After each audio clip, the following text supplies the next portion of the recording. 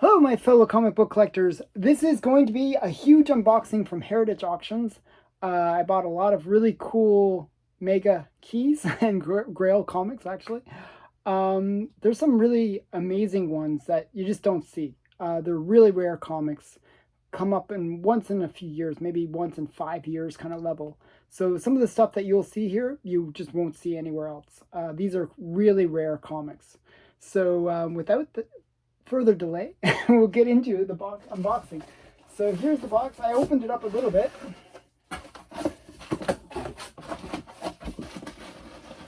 And it's got a box inside a box. So I gotta hear me lifting.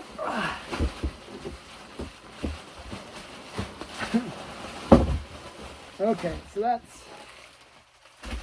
so it becomes a smaller box. So they floated it so that it wouldn't potentially break in transit.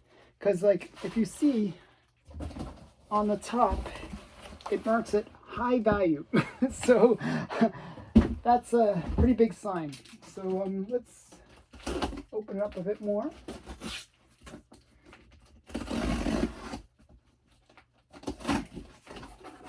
Okay, we got all the. Oh no, not the, my. This is my nemesis. My nemesis. Okay. So we get into the books. So we got the first bag of books.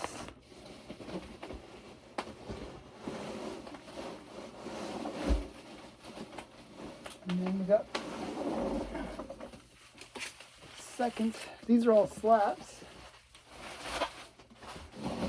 And that's it. So it's not a huge unboxing in terms of volume, but it is a huge unboxing in terms of the size of the box and the value of the books. So I'll do the raws first. So let me just cut this open. So every so often, what I do is I let my auctions kind of build up on Heritage, where I'll send it all at once after maybe a month or so of, wins of auctions. And this is in that vein. So I haven't been winning much lately, but the ones that I have won were pretty big. So you'll see that with these ones. So for those who know me, know that I collect SOTI books. And the very first thing that's in here is a collection of SOTI books. Hopefully it's not, yeah, it's individually wrapped. So there's 2 books in here. And I'll show you these. So this is Classic Comics, Les Miserables, by Victor Hugo. And this is like a first edition. And you can notice it's quite a high grade. It's just a really nice looking classic comics. So these books are really rare in first print and in high grade. So this is both. This one is kind of a cool one. Just great story. It's number 9 of the series. And then we got number 15. This one was mentioned in The Seduction of the Innocent. It's the first print, and it's just a really rare comic. This is a little bit lower grade. You can see there's a fairly big rip right there. Other than that, it's pretty solid. It's just that one rip. If I folded that down, it'd probably look a lot better. And this is a really great comic. So they marked it as a G+, but I would probably say, just based on the look, this rip wouldn't bring down the grade too much. I'd say it's probably like a 3, would be my guess. So it's really nice graded comic. I find when Heritage grades their own comics, they have a tendency of grading a little bit harsh. And that's a good thing, because you can usually pick up things a bit better than what the grade would imply. Now the next one is Early Superboy. And this is Superboy number 10. And this is a first appearance comic. It's the first appearance of Lana Lang. And she's the one that's in the Superman movies. She's kind of that other love interest that Superman has. And this is her first appearance. So kind of a cool little first appearance from the Golden Age. So this is a nice early one, Superboy number 10. And actually it was really inexpensive. So I think it was like a couple $100. So not too bad. I was kind of happy with that. Another one, this one is really low grade, but it's an All-Star Comics, and it's All-Star Comics number, I forgot what number it is, 39. So it's nothing special. I just like the witch on it. It is kind of beaten up. Again, it wasn't that expensive, like about 150. But for a Golden Age All-Star Comics, that's actually a pretty good price. So it was kind of a cool one to get. I think actually the week earlier it had sold for like $100 more. So I was kind of happy to get it for the price I did. I mentioned this in my Q&A video where I was talking about certain books are really inexpensive from the Golden Age. And this is one of those. This was like $80. And it's a reasonable grade. It's not like a super high grade, but it's like a VG maybe. VG plus. I think I don't know what they call it. They call it, yeah, VG maybe. It's just a great cover. It's got the monster, it's killing, it's just got a whole bunch of really cool action going on there. Just a really nice kind of Golden Age comic. And so Witch's Tales, usually you can get pretty cheaply. There are a few issues within the series that are insanely expensive. This is not one of them. Okay, so that's Witch's Tales. It's just a cool pre-code horror. So just a nice one to have. I actually really like this one especially because I want to show one little thing. This is one of the reasons why I bought it. I just like these brains at the bottom. It's like criminal's brain, president's brain, author's brain. I just thought that was cool. Like just these little elements that I like when they put in. Okay, now this one's actually a mega key. This is Captain Marvel Adventures number 17. And you're probably wondering, what's so special about this book? Well, this is the first time that Dr. Sivana basically calls him the red cheese, the big red cheese. And it was kind of like a slur against Captain Marvel. And it was one of those ones that kind of stuck. And whenever there's a bad guy in Captain Marvel, they always call him the big red cheese. And this is the first time that slur was used. And it's just kind of cool, the big red cheese. And this is the first appearance of that slur. So I thought it was kind of cool. It's a low grade, but lower mid grade, I should say. Like it's a 3.5. So not bad. Not bad. Nice, cool Captain Marvel. And I actually got it for a good price. I think it was like $200 roughly. Okay, now the slabs. The slabs are the big books. So those are actually some pretty big ones in there. But these are actually even bigger.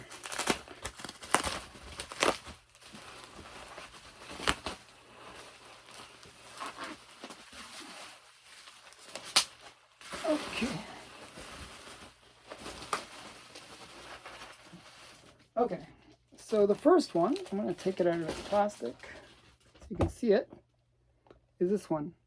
More Fun Comics 104. And what's so special about this book? Well, it's More Fun Comics, they're really rare. These are really rare comics. They have a lot of major first appearances like Aquaman, Superboy, a whole bunch of things. And this one just happens to have the very first appearance of Superboy on the cover. This is the first cover appearance of Superboy. So it's kind of a cool key in that way. Especially when you're slabbing books, it's nice to have that first cover appearance because it displays better. You want to see that character that that you're trying to collect, and it's just nice to have them on the cover. So this is the first, it even says it, first cover, Superboy cover. So it's kind of cool. Just a really great comic. And even though it's a 1.8, which is a really low grade, it presents really well. The reason it's got such a low grade to it is it has a big piece out of the back. Now, I'm that's bothering, but when you have it up on the wall, you can't see that. So, other than that, it shows really, really well. So, um, just something, and it's got that nice yellow. It's that nice yellow color. So, it's shows very well. So that's a Superboy number 104. Now the next one is even bigger grail. This is a much bigger grail. And this one is another low grade. It's a 1.5, and it's restored with slight restoration, very slight. I forgot what they said. It's restoration includes pieces added to the back of cover with tape. So basically, what happened is they taped. See how it's all taped on the back? So because of that, that's the restoration. This taping on the back. If it wasn't for that, this would be, blue label, right? But because it's on the back and that's the damage, it's another thing where the cover presents really well. It's the front that we look at, right? And this is, Amazing Spider-Man number 3, so very early Spider-Man, but it's also the first appearance of Dr. Octavius, or Dr. Ock. He's just a really great character. One of my favorite characters. He's one of those characters that I really didn't think would translate well on film. I didn't think they would be able to do it because if you think about it, he's got these weird tentacly arms, and they think how are you gonna make that look like it's practical, or that it, it just looked like it'd be silly, right? It'd be a silly costume kind of thing, but they really made it work in the movie. It made sense, and I like that they really translated the character very well on screen. And there is rumors that he is going to be in the next Superman Far From Home or No Way Home movie. And the other cool thing is this is the last character that I needed to complete my collection of the Sinister Six. So I was trying to get all the characters from the Sinister Six, which includes Kraven and Green Goblin and Dr. Octavius and the Vulture and Sandman. So those characters, I've gotten them all their first appearances. So this is the first appearance of Dr. Octopus. Okay, just really cool. Great comic to have in the collection. That's one that I was really looking for.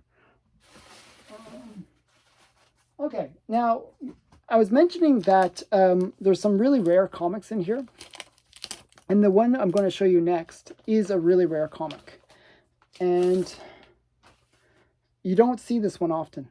And when you do see it, it's usually very, very pricey. This is a high grade, non-restored. It's a 6.5. And if you know anything about Golden Age, anything above a 6 is considered high grade. And it's Lady Luck. Now, this is actually Lady Luck 86, right? So you're probably wondering, well, that's pretty far in the series, but actually this is the first Lady Luck. It's Lady Luck number 1. And what it was before it was Lady Luck, the comic series was called Smash Comics. And Smash Comics ran from 1 to 85. And then they changed over the title to Lady Luck because she was such a popular character. And this was her first solo series. Now, I actually have her first appearance as well, which is actually a pretty affordable first appearance, considering she is a kind of a cool character from the Golden Age. Her first appearance, I think I paid $40 for it. It's very affordable. And this character is kind of cool because it's almost like they, in the 40s, they have sort of almost like a template for how to make a 40s female superhero character. So they're always these rich women who take it on to themselves to fight crime. And they know a little bit of martial arts, maybe. They put on like a very simple disguise, like it's like she put on a cape and like a little thing on her face. That's her disguise. and that somehow fools everybody. Like it's like Batman, Superman's glasses kind of level. And it's a really kind of a cool character. Yeah. So she's kind of considered a lucky character, and it's just interesting. You know, always some rich woman who ends up going around saving people, and she always acts when she's not playing the superhero. She always acts a little bit demure, a little bit, you'd never suspect kind of thing, similar to Superman in a way. Okay, so the next one. This is a Silver Age book, and it's a major one.